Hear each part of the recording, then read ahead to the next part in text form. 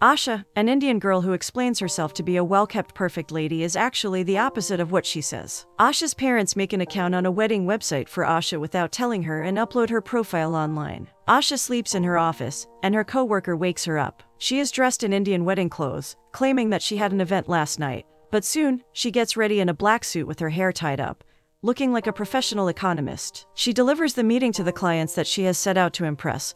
But as she is talking, she sees an Indian man outside her meeting room, holding a bouquet of white flowers. He excitedly waves at her, but seeing him makes her speech go bad. She stutters. Seeing that, and feeling like she is not well prepared for the business proposal, the Asian woman leaves. Back in her office, her co-workers console her, and she asks them to take her dating profile down. But they can't, because her mother has changed the passwords. Now at home, Asha has arguments with her mom at the lunch table about how she cannot just send dates to her place of work. But her mom does not understand.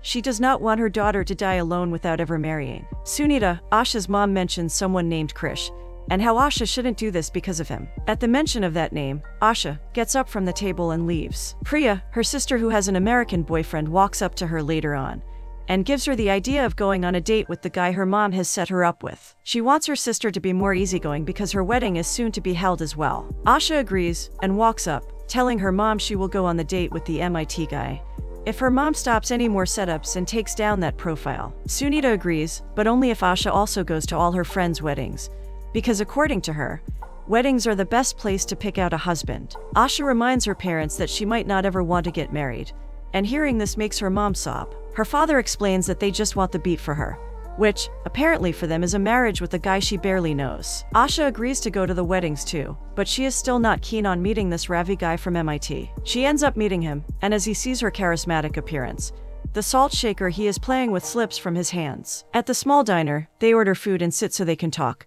The whole time Asha is sarcastic and not really sweet. Ravi tells her that she is prettier in person, and that he is the one who made his own profile, not his mom. Asha gets closer to his face, letting him know that the only reason she is meeting him here is because she wants her mom to take down her dating profile. She makes sure he knows that she doesn't think they will work out, but Ravi asks how she can be so sure of that, even though their parents set them up. Asha tells him that she has a new job, which is consuming her life, and doesn't have time for anything else. And Ravi retorts, saying he just quit his job, which was consuming his life, and he is fine with her schedule. She questions that he doesn't have a job at the moment, and he says that he had a startup, but that wasn't something he liked. She disregards his words and starts eating. Ravi gets up, saying he should go, holds his burger, thanks her for it, and leaves. Back in his home, it is found out that his father made that profile of him, and that Ravi doesn't want a simple girl.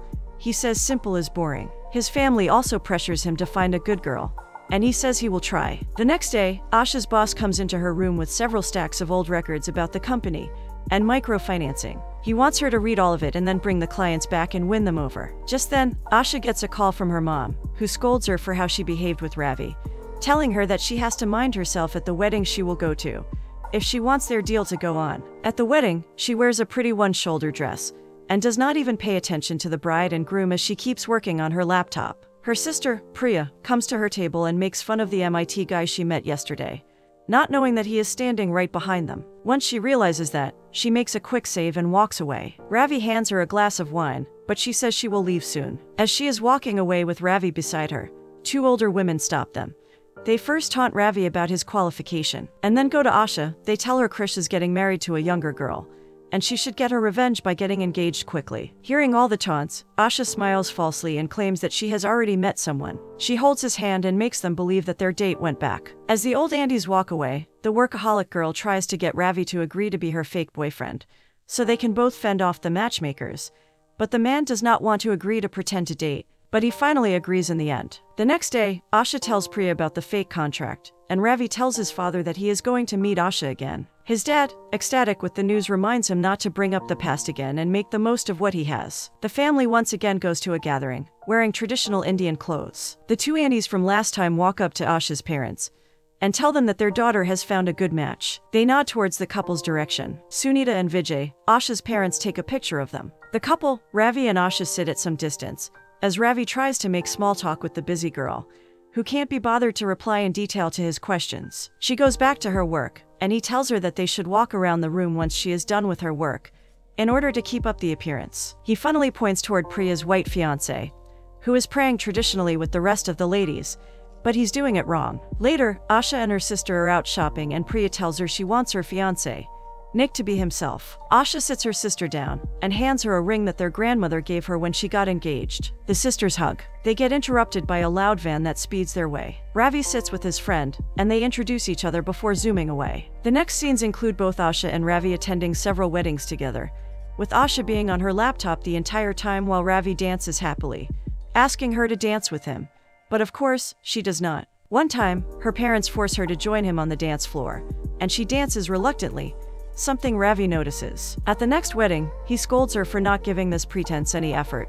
If she says she will attend, she should attend. Asha apologizes for her behavior. The bride and groom join the stage and they give a little speech about how it should not matter that they are both Muslim and Hindu. Their parents did not come to their wedding. This makes Asha tear up and she hides her tears by turning away. Ravi asks her if she is okay, and she tells him she cannot believe their parents didn't come to their wedding. She then sees the couple dance as Ravi tells her how they broke up once, but ended up marrying each other. She asks him to dance with her, because they may not get another chance. They walk up the dance floor and dance with power. A few days later, Priya and Asha look for photographs for a wedding, and they accidentally see a picture of their mother with another man who was not their father. Her mom interrupts the girls' talk, and the two sisters quickly hide the photograph they found. Sunita asks Asha to invite Ravi for food, but she says it's too soon for that. Later on, her parents meet Ravi's parents, Veena and Dinesh, and talk about how they might have another wedding coming up. The parents excitedly see the video of the fake couple dancing, and there are happy sounds of chatter. Asha's parents ask about Ravi's job,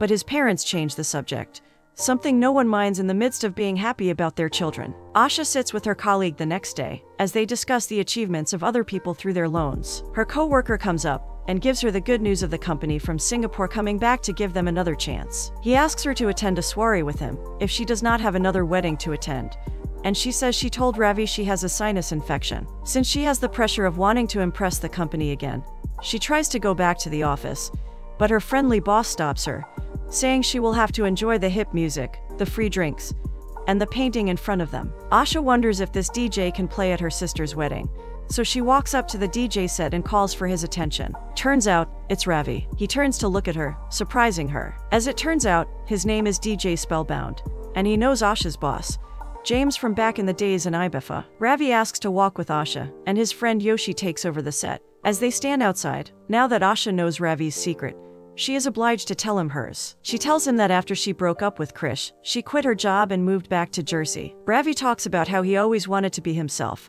and he found passion in music, but now he does not know what he is working for. This newfound secret has made Asha increasingly attracted to him, and she comes close to him, about to kiss. Right before their lips touch, Yoshi starts playing loud music, and Ravi has to go stop the dude. He leaves after making sure they're good with each other. The next day, Asha tells her sister and her fiancé about his identity, and Priya tells her that she should just admit that she likes the guy, but Asha swiftly avoids the topic. Later, the couple goes to a restaurant, and then Ravi takes her to his place, which is dimly lit and lavish. He pours alcohol for both of them, and as they drink, they talk to each other about their lives. Ravi gets a call from Yoshi, and Asha asks him about it. Turns out, he is stealing food from his parents' restaurant to feed the poor. This makes Asha increasingly interested in the man. They then eat Taco Bell. Asha sits on his sofa, completely full, and Ravi sits beside her. They take in their surrounding, which is peaceful with no one around, and kiss each other. She yawns, and as he gets up to change the music, she lays back and falls asleep.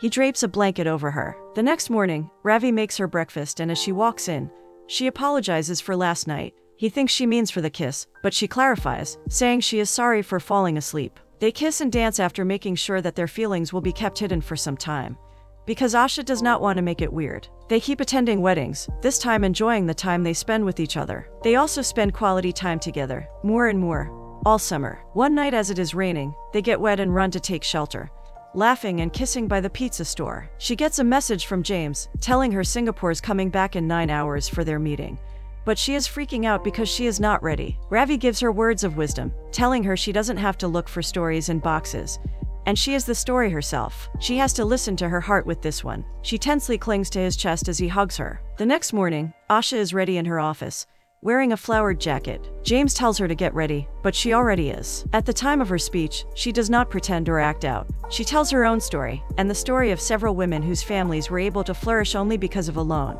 That is why they should be given a chance. The woman accepts the deal with a smile. Later, Asha sits in a park as James gets her iced coffee. He tells her some amazing news, that the Singapore company is ready to invest more funds than they asked for. Asha is also going to get the promotion that was supposed to be James, but he gladly gives it to her, because she deserves it. They watch the scenery in front of them as he congratulates her. Asha thanks James as he walks away, but he disregards it cheekily. Asha smiles and types a message to Priya, but Priya is not by her phone, her mother is. She reads the misleading texts where Asha says it's happening, and the old woman assumes it is something related to marriage and love. While Sunita is out shopping, she invites Ravi's parents over for lunch, already arranging sweets. She meets an Indian matchmaker there who asks her to do a background check on Ravi, but Sunita denies it. The two families get ready by the door after taking pictures of themselves as a family. They accidentally cheer as Priya and her fiancé enter.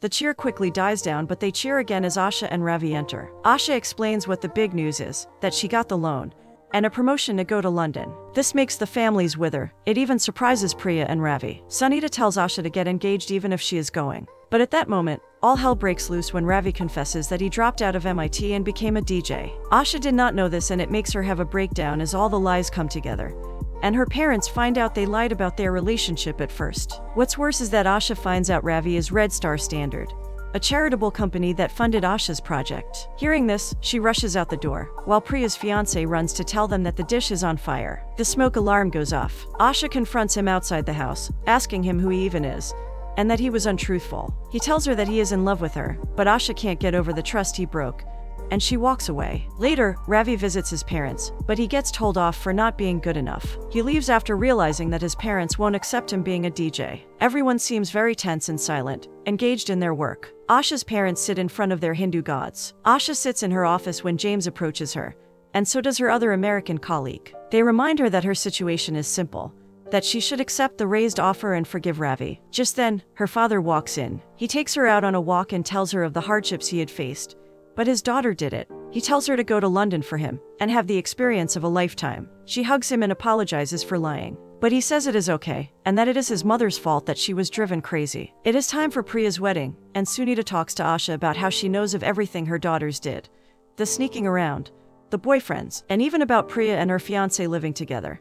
But she didn't say anything because she wanted her daughters to tell her themselves. She then talks about a boy who she used to love, but could not marry. She got arranged married to Asha's father and eventually started loving him. She then tells her daughter that she feels Ravi is her happiness. They soon get interrupted by Vijay, who exclaims that Priya has gone missing. There is a sudden ruckus as the family runs to look for her. Asha finds her sister sitting in a tiny closet, drinking and crying. The girls have a talk where Priya exclaims that she is scared, but Asha gives her a pep talk, including the words Ravi said to her. Priya rushes to get ready as Asha rushes to Ravi's parents' restaurant. She sees him sitting with a girl, but she walks in and apologizes for everything she did. The girl asks him who this is, but Asha says it doesn't matter, and continues to compliment Ravi's great character. She quickly rushes out after finishing her speech, and the girl with Ravi tells him to go after her. He does, but Asha rushes away. At the wedding, Priya's fiancé, Nick, is nowhere to be found. Everyone seems stressed. That's when he enters, on a rickshaw shaped like an elephant with a sword by him. He walks to Priya and gives a small speech in broken Hindi, saying everything wrong, which makes the guests laugh. They kiss after he tells her he loves her, and they then get married. At the after party, Asha gives a speech to her sister. She congratulates the couple and hugs her sister. Priya gives them a surprise. She has invited DJ Spellbound. As he is playing music, Pinky Auntie interrupts, exclaiming in the air that Ravi is a fraud. Ravi walks up and takes the mic, but before he says anything, his father, Dinesh, takes the mic from him and tells everyone that regardless of anything, he is proud to have a son like him. They hug. Ravi then takes back the mic and apologizes to Asha for not being truthful enough. Asha asks about the other girl, but Ravi says she is his cousin, Pihu. He comes close to her and she gladly takes his hands. Asha, in love with her Prince Charming, gets to spend an amazing life with him. He is all she has ever wanted, found by mistake.